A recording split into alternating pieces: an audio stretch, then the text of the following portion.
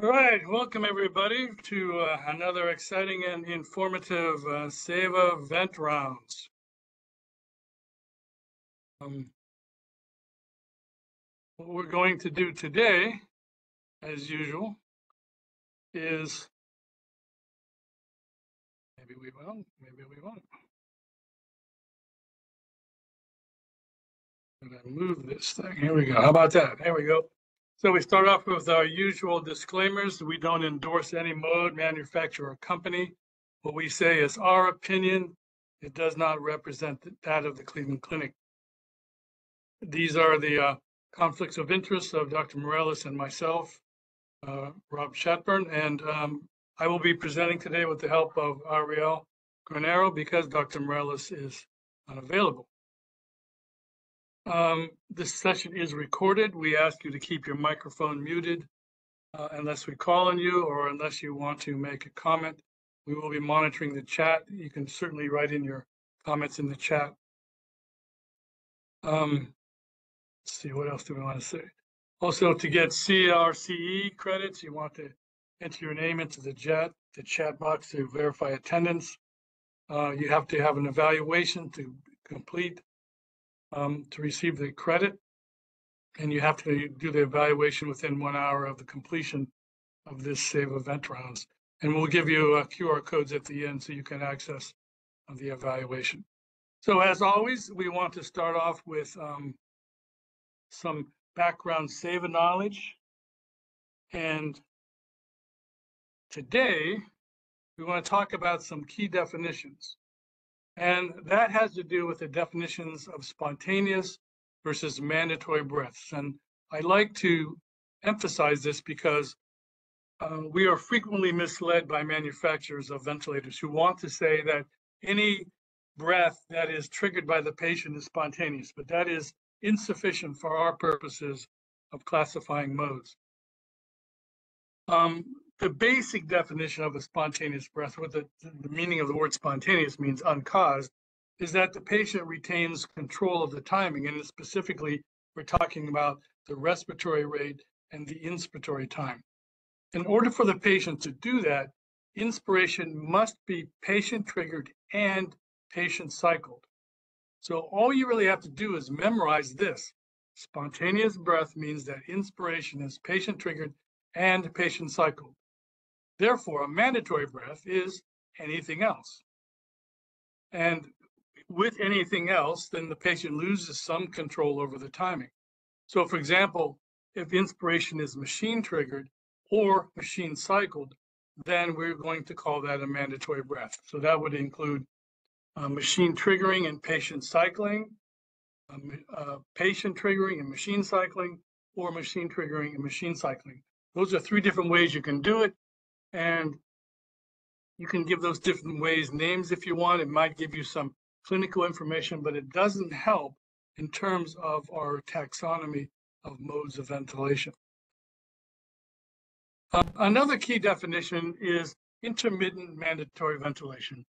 And as it stands today, if you look in just about any paper published on studies of mechanical ventilation where they mention IMV or SIMV, synchronized IMV, they'll only mention one kind, and that's the historic kind. But there are actually 5 different kinds if you define IMV this way, meaning that a spontaneous breath is possible to occur between mandatory breaths. Even if it doesn't occur, if the mode will allow it, then we will call that a form of intermittent mandatory ventilation.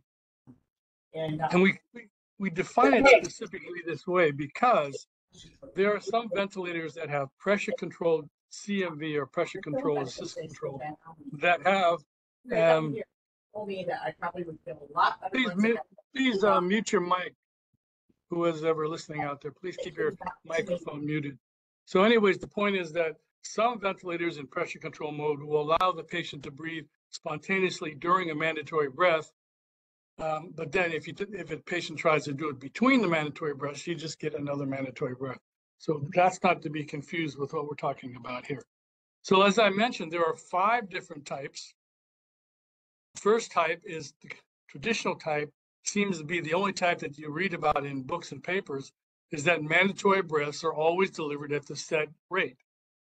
However, engineers have evolved more advanced algorithms such that now mandatory breaths, if they are appearing and they occur at a higher respiratory rate than the set mandatory respiratory rate, then mandatory breaths will be suppressed. You'll never see them. Now, of course, there's a problem with that is if the patient is breathing rapidly and shallowly, they could just be breathing dead space, and that wouldn't cause them to ventilate, but they would never get a mandatory breath with a larger tidal volume. So there's another algorithm that says, okay, mandatory breaths can be suppressed by spontaneous breaths if the minute ventilation due to spontaneous breaths is higher. So that provides a little element of safety against hypoventilation. Now there's a special kind of targeting system called dual targeting, where an individual mandatory volume cycle breath can be turned into a flow cycle breath, which would be a spontaneous breath if the inspiratory effort is large enough. And the reason ventilators do this is because they think that if the patient is making a large inspiratory effort and you have a preset volume and flow and the patient doesn't get enough flow and volume, then they're going to do a lot of work shifting. So the ventilator automatically switches to a spontaneous breath and to free up the inspiratory flow and volume. And finally, a form that we have just recently discovered and written about is, or we'll write about it in August, is that on some home care ventilators, in the spontaneous or S mode or just pressure support mode, there is a setting called minimum inspiratory time, and it can't be set to 0. So that means that if the patient is breathing along in, let's say, pressure support and everything seems fine, but if they get tired or they get sedated and their inspiratory efforts are very short, then the breath is no longer flow cycled, it becomes time cycled, and then therefore it becomes a mandatory breath. So if the patient just becomes tired, then you get a number of patient-triggered but machine cycle breaths, which are then mandatory. So I hope that isn't too confusing. I want to point out that all of this has been reviewed, or most of it, in a recent paper in Respiratory Care Journal. This is the QR code. This is the PMID. If you just want to type it into to the online search. And I will point out that in this paper, which is now a year or two old, we only recognized 4 different types of IMV. And in August, we wrote a letter to the editor that will come out in Respiratory Care Journal, updating this, explaining IMV Type 5 and why it is important. Okay, so having said all that as background, we're going to move on to our ventilator waveform screen today. And as we normally do, we start off with saying what the tag is. But I want to restrict the tag at this point just to trying to identify what you see as the control variable. Now you'll notice that this is a somewhat complicated screen image. There seem to be a bunch of different kinds of breaths in there, but and that's why we're not going to do the full tag right now. Let's just start off with the control variable. Let's say that we actually have 3 sets of 2 breaths. So breath number 1 and breath number 2. Take a look at that and tell me what you think you're seeing here. What's the control variable for these breaths? Go ahead and just type it into the chat.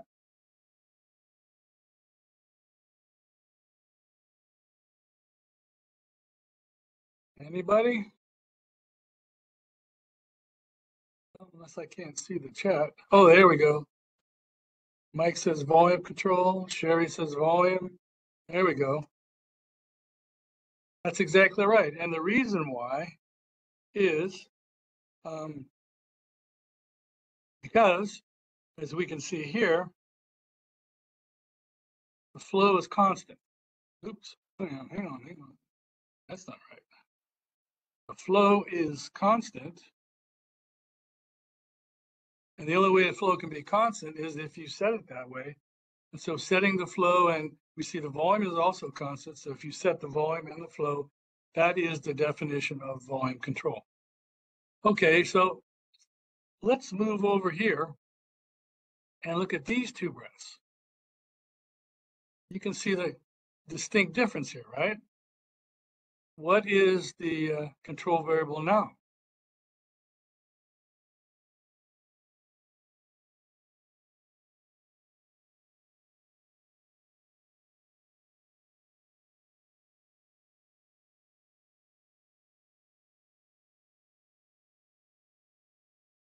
So we have one for pressure. Anybody else? One for volume. And I'm going to say you're both right. Why is that? Well, if we look closely, we see that flow starts off as constant, and then patient makes an effort, which distorts the pressure waveform.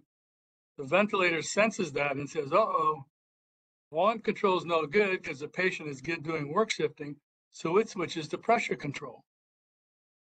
So it tries to maintain at least the set P pressure and gives the patient a little bit more flow. And now, because the patient is getting more flow, you will notice that they also get more volume. It's above what it was set at when the patient was passive over here. So this is volume control, but this is set point targeting, or it looks like set point targeting, but here with a PMUS coming in something like that, we're seeing that it's not set point targeting. What is it? What kind of targeting is that when you go from volume control to pressure control? Dual, that's the way, Mike. Dual targeting. That's the ticket. So now, get rid of some of this mess over here. And let's look at the last two breaths. Rob, something important to remark is that we are losing the inspiratory time from the previous first and second breath. Correct. So the inspiratory time is longer now, right? So let's see if we can show that. Good point, Ari. So the inspiratory time, come on. I have not mastered this pen, that's a fact. So we have an inspiratory time on the order of 1 second here, right? And over here, we have an inspiratory time on the order of over a second. Why is that? Because now this is no longer, this breath here was volume cycled, and this breath is not volume cycled, but flow cycled. So this is still a mandatory breath. Why? Because we will see in a minute what the triggering is telling us. Okay, and then finally then, on this last two breaths, what's happening over here? Something entirely different, right?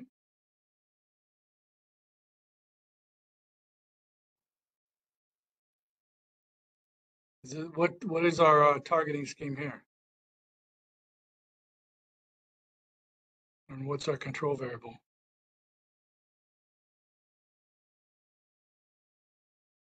There we go. It's pressure. And the reason we know that is because we no longer have a nice little descending ramp, or we constant flow for our volume. That's gone. So what we have is sort of a very short exponential decay here. Now it's not an exponential because obviously there's some patient effort involved. And how do we know patient effort is involved? Well, we think about the trigger here. Who's triggering this breath, patient or the ventilator?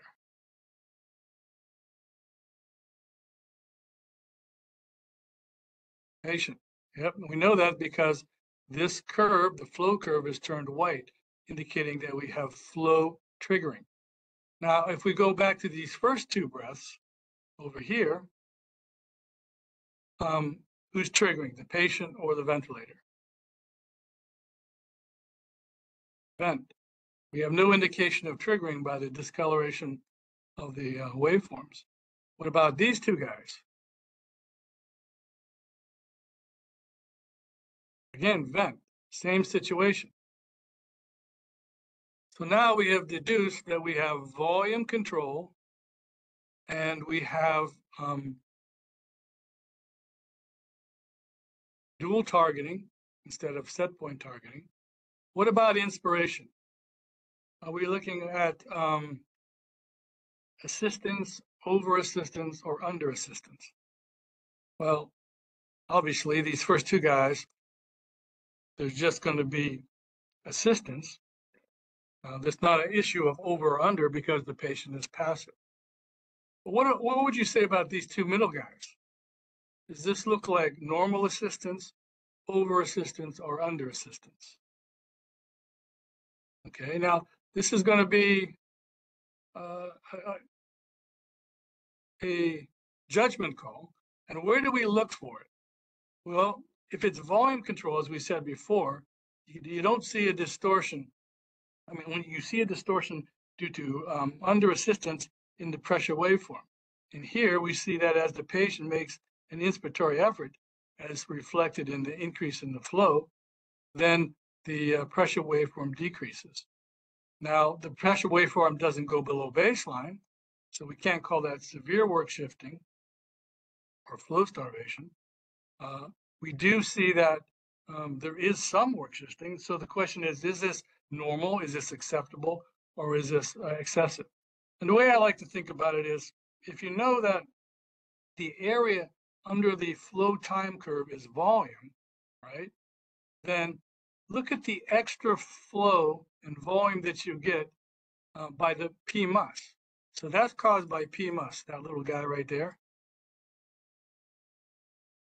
But as you can see, it's a small fraction of the total tidal volume. And all of this down here is being delivered by the ventilator. So I would say this is not excessive. So less than half of the total volume is being caused by PMUS. So I would say that's probably normal assistance. And then, of course, these last two guys here, is this normal assistance or over assistance? Now, the issue becomes, because we're in pressure control, you're not going to see a distortion of the pressure waveform. You see a distortion of the flow and volume waveforms. So now, if the patient can get as much flow and volume as they want, how do you decide, excuse me, whether or not the level of assistance, in this case, the level of pressure support that the patient is getting, how do you decide if that's too big or too little? Well, the key, of course, is to look at the volume waveform.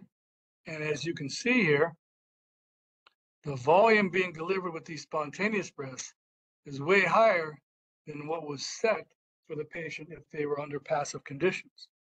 So that would indicate over assistance in this case.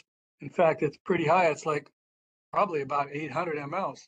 I don't know how big this patient was. Let's say that's generally a pretty large volume. This is probably a simulation and not an actual patient. I think Ariel did this just to demonstrate what's going on here. So given all that, then we move on to cycling. So the first two breaths, there is no synchrony problem with cycling because there's no patient signal. On the other hand, what are you going to say about these breaths where you have these dual targeting schemes? So the ventilator wanted to cycle off here, right? But the patient said, oh no, I want more flow and volume. So now what happens is the patient takes over control of the cycling. It becomes flow cycled and not volume cycled. So would you call that a normal thing or an early thing or a late thing? This is something we've never really talked about much before. But can you say that there's anything wrong with the cycling in this particular situation? What do you guys think?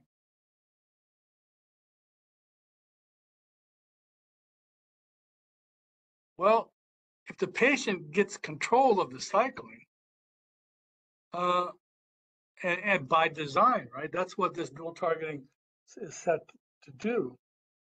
Then we're going to have to say that that's probably normal cycling. It would have been early, but the patient took over, so now it's normal. It's not late because we don't see any distortion of the peak expiratory flow.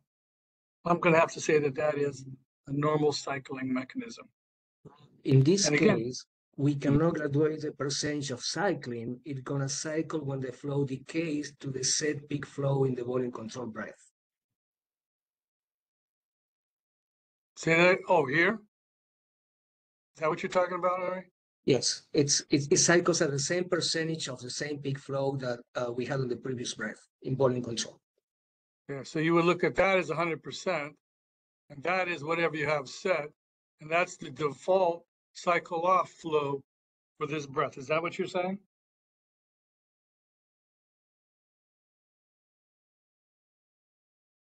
I think that's what you're saying. Yes. Okay, so is that in the manual anywhere? Because that seems to be kind of an esoteric thing. That's just built into this dual targeting scheme for this particular ventilator. This is a servo U. And also, as you can see, the percentage is relatively high. It looks like, I don't know, 80 or more. And that's why these breaths cycle off at a very high level as well, perhaps. Yeah, in this case, since, we need to say the mode, I don't know if you want to say what mode it is or wait for the tag, but we can set the cycle criteria on the volume support breath. Okay. We're going to get there in a second. So what you're saying is that in this mode, although you can't tell from just two breaths, but these are not pressure support breaths, they're volume support breaths. If they were pressure support breaths, and given that they are volume support breaths, they are separate kinds of breaths in the eyes of the ventilator. So you can adjust the cycle off. You could make this cycle off down here. Is that correct, Ari? Yes. Complicated little mode, don't you think, people? Okay. Then the last thing to look at is as expiration. We can look at either the volume curve during expiration or the flow curve during expiration. It looks pretty normal to me, even for these active breaths here. So I don't see any indication of PMUS anywhere, right? There's no PMUS happening in the middle of the breath. And we see a relatively normal looking time constant. So I think you would all agree then that expiration is normal. So now, having gone through all of this, let's go back up and talk about the tag. We said this is volume control, sure enough. But now we have to decide, is this CMV, CSV, or IMV? I think by this point, having gone through all of this, it should be pretty clear to everybody, right? Which breath sequence is this? CMV, IMV, or CSV? Anybody? There we go, Michael, Scott. And Zane says, furthermore, this is not just regular old IMV, right? This is IMV type 2. IMV type 2, as we will recall, is the kind where spontaneous breaths will suppress mandatory breaths if their rate is higher. Well, how do you know that the rate is higher? There's only two of them. You think the ventilator has to wait around for a minute to count all the spontaneous breath? No, what it does is it looks at the time difference between the end of the last mandatory breath and the beginning of the first spontaneous effort. That period is determined by the respiratory rate. In fact, from the actual period, we call the total cycle time, goes from here to here. Beginning of the mandatory breath to the beginning of the spontaneous breath. And if that is shorter than what is set here, which you can see it is, then that means the rate of the spontaneous breath is higher than the rate of the preset mandatory breath, because frequency is equal to 1 over the total cycle time. So that's how frequency or respiratory rate is related to this cycle time. And that's how ventilators decide whether or not these spontaneous breaths are occurring fast enough to suppress the mandatory breaths. So we said volume control, IMV type 2. The mandatory breaths are what type of targeting again? What letter do we put in here? How about D for dual? Remember, it looks like it's set point, but it's actually dual. And these are the mandatory breaths. So they always occur under the D. And, however, spontaneous breaths, you could argue that they only arise because of the dual targeting, but primarily in this mode, they're going to be adaptive, because this is, on the servo mode, this is auto mode. And we said before, if you have listening in before, there are 3 types of auto mode. One kind of auto mode comes out of volume control and switches between volume control and volume assist, which is adaptive targeting. There's another kind of pressure control that switches from PRVC to volume assist again. And there's a third kind, which is just simple pressure control to pressure support. So this total tag, as you can see, is somewhat complicated, but we have derived most of it by looking at it. What we couldn't really tell was this. We can't tell that that's adaptive targeting because we only saw 2 of these breaths. But what you would see in a real patient is, as long as they kept breathing, the mandatory breaths would be suppressed, and over a few breaths, the pressure up here, the target pressure that the ventilator is setting because it's adaptive, would start to go down. So you get these little breaths over here, and then the tidal volume would start to go down. It would be in line with the set target tidal volume over here. So that was a rather involved derivation of a tag for a commonly used mode on the servo platform. So having said all that, I think we're at the end of our time. I'm going to thank you all for joining us today. These are the QR codes for your credit for participating. Thank you, Zane, and we will see you again next time.